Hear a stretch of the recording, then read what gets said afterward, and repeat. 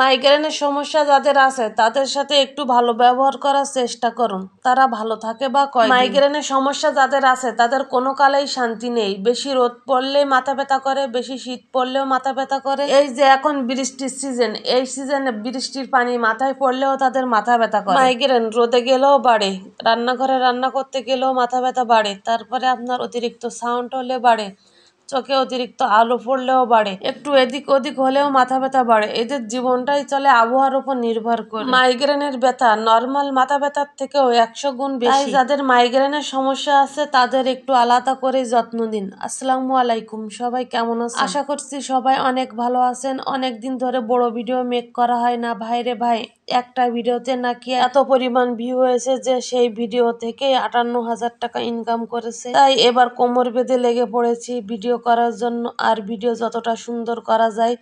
তো ওদিকে তো আমি চিংড়ি মাছ একটু পেঁয়াজ মরিচ দিয়ে কষাতে দিয়ে দিয়েছি, কাঁচকলা দিয়ে রান্না করব আর বেগুন ভাজি করব। তো বেগুন ভাজি খেতে কে কে পছন্দ করেন অবশ্যই একটু কমেন্ট করেন। আর বেগুন ভাজির সাথে যদি খিচুড়ি থাকে বা পোলাও ভাত থাকে আমার কিন্তু খেতে বেশ ভালো লাগে। আর এমনিতে বেগুন ভাজি আমার পছন্দ, বেগুনের চপ পছন্দ।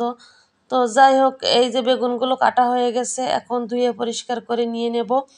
আর এরপরে এই যে চিংড়ি মাছ কষাতে দিয়েছিলাম সেটাই হচ্ছে কাঁচকলা দিয়ে দেব।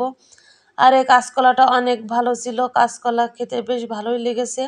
কিছুদিন পর পর একটু সবজিগুলো মানে চেঞ্জ করে খেলে অনেক ভালো হয়। আর এদিকে তো আমার ছোট্ট একটা মগে একটা ফুল গাছ দিয়েছিলাম, সুন্দর কালার এসেছে ফুলটার, দেখেও শান্তি। তো মাঝে মধ্যে একটু রান্নাঘরের ভিতরে আমি গাছ নিয়ে আসি, গাছগুলো রান্নাঘরে বা ভিডিওতে দিলে অনেক সুন্দর লাগে। তো যাই হোক, এই যে এদিকে আবার বেগুনটা হলুদ লবণ মাখিয়ে নিয়ে নিছি, আর এর সাথে একটু শুকনো মরিচের গুঁড়া দিয়েছি।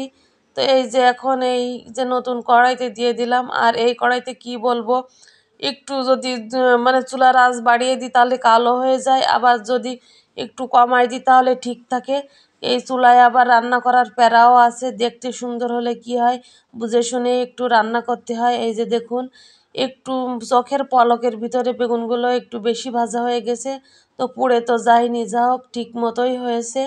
তো কিছুটা হয়েছে আবার কিছুটা হয় নাই, এটাই নিয়েই আছি। আর এর ভিতরে দেখুন কি অবস্থা, এরকম কার কার হয়।